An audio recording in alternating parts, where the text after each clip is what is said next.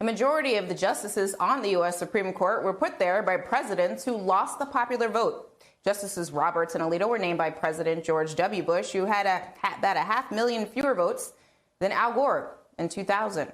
And Justices Gorsuch, Kavanaugh, and Barrett were appointed by Donald J. Trump, who had nearly 3 million fewer votes than Hillary Clinton did back in 2016.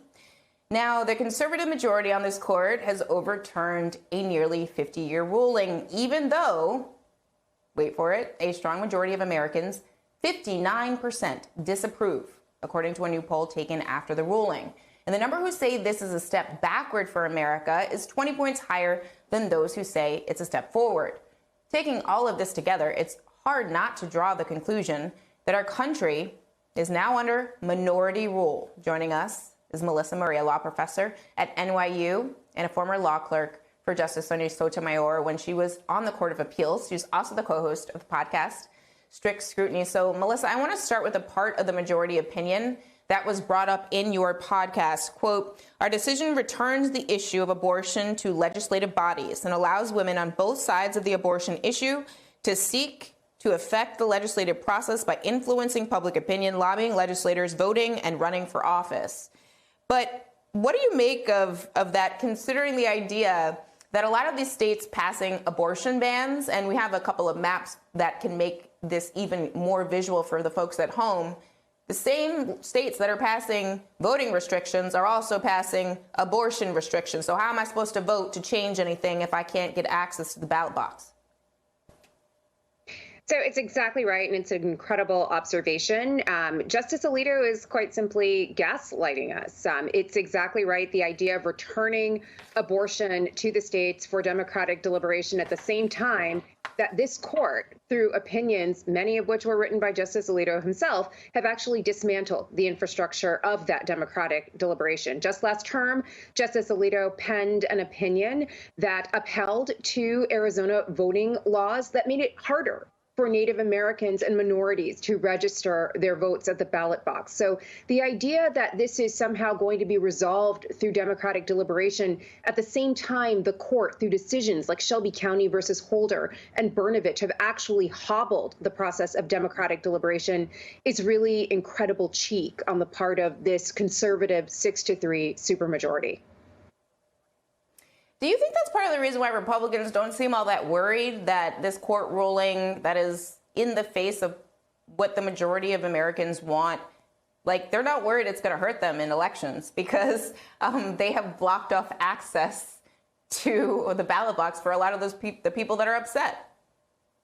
They haven't blocked it off completely, but they certainly have made it harder and more difficult for those who would object to register their objections. And that, of course, is a hallmark of minoritarian rule. Not simply using the Supreme Court itself, which by design is a minoritarian institution, but limiting the efficacy of majoritarian institutions, whether it is Congress, which has been gridlocked on many of these issues for months, or just the process of democratic deliberation.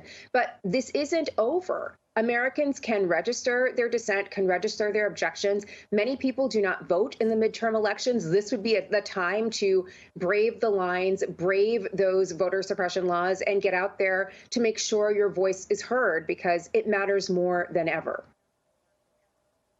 One of the things that I think a lot about when there are debates over originalism and textualism, but also in the decision, it said that this is deeply rooted in our history. I feel like you could also make the flip side of the argument. It's deeply rooted in our history, but in a different way. We did have a point in America where there were people who were not treated as full human beings with the right to bodily autonomy. So speak to the idea that the court, in their majority opinion, are referencing parts in American history that we probably don't want to be referencing in a positive way. Well, let me say a couple of things about the invocation of originalism by this court. The whole idea of originalism was ginned up in the 1980s by conservatives for the purpose of responding to the gains of the Warren Court and restraining what they saw as the discretion of quote-unquote activist judges. In the hands of the 6-3 conservative supermajority, however, originalism has actually been a tool for judicial activism, in part because the originalism that they are using is selective and itinerant. So Justice Alito talks about the original meaning of the 14th Amendment and the original meaning of the Constitution. What he leaves out is that the ratifiers of the 14th Amendment understood that amendment to be a repudiation of the incidents of slavery. It recognized that among the many indignities of enslavement were the fact that slaves did not have any bodily autonomy, whether over their labor or over their sexuality. They were subject to sexual coercion in many different ways. They didn't have integrity in their families. Their family members could be sold away from them. Their marriages were not recognized by the state or anyone, for that matter. And so the 14th Amendment's broad grant of liberty is intended as a response to those conditions of enslavement.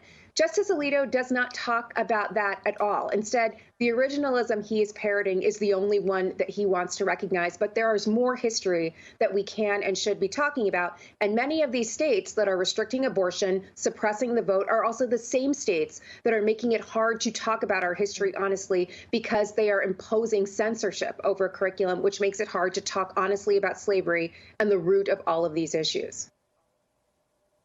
Thank you so much, Professor Melissa Murray, for helping us understand that history. I think when you put it in the appropriate context, it's so powerful.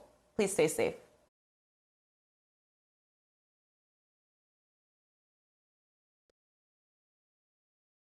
Hi, I'm Zerlina Maxwell. Thanks for checking out our channel on YouTube.